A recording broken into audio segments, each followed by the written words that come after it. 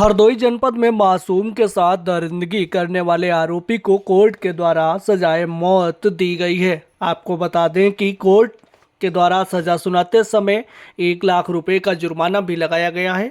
पूरे मामले को लेकर हम आपको बता दें कि इस आरोपी के द्वारा सांडी कोतवाली क्षेत्र के अंतर्गत आने वाली एक ग्राम सभा में अपनी ही भतीजी के द्वारा इसने दरिंदगी की थी। 3 वर्ष की मासूम के साथ दरिंदगी करने के मामले में कोर्ट के द्वारा आज इसको सजाए मौत दी गई है। पूरे मामले को लेकर जब हमने अधिवक्ता मनीष श्रीवास्तव से बातचीत की तो क्या कुछ उन्होंने जानकारी दी हुई है, हम पहले उनकी जुबानी सुनवाते हैं, फिर क्षेत्राधिकारी शिल्पा कुमारी की जुबानी सुनवाते हैं कि क्या पूरा मामला था और किस तरीके से इस आरोपी को सजा सुनाई गई।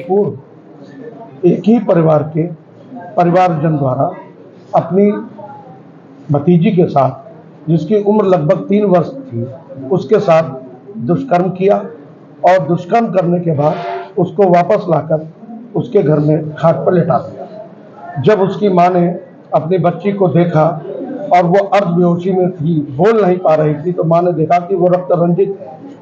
उन्होंने तुरंत अपने पति को बताया और तुरंत एम्बुलेंस और पुलिस को फोन किया। उसी दिन उसकी रिपोर्ट दर्ज करी गई और पीड़िता की हालत नाजुक होने के कारण उसको हरदोई रेफर कर दिया गया। हरदोई में भी उसकी हालत बहुत नाजुक थी, इसलिए उसको लखनऊ रेफर कर दिया गया और लखनऊ में उसका इलाज चला।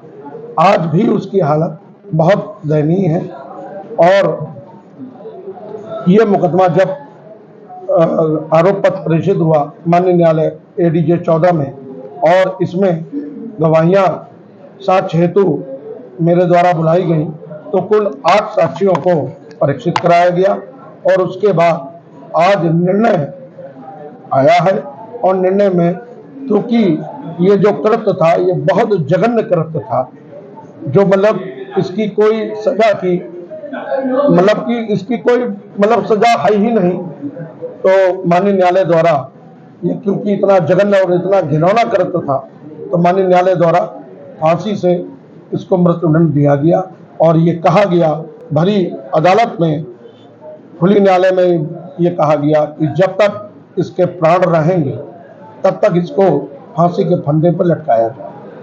इसमें बच्ची की हालत कैसी है? बच्ची की हालत वर्तमान में बच्ची की हालत कैसी है? और बच्ची की गवाही वगैरह भी इस कोर्ट में हुई थी, जो 8 साक्षी थे जी, उनकी किस तरीके से गवाही हुई और क्या पुलिस मुठभेड़ भी इस मामले में हुई? जी, इस मामले में जब ये मुकदमा पंजीकृत हो गया, मुकदमे के बाद जब पुलिस द्वारा दबिश दी गई तो ये नहीं मिला, और जब मिला तो इसके गोली भी मारी गई थी और इसके ऊपर रास्ता भी लगाई गई।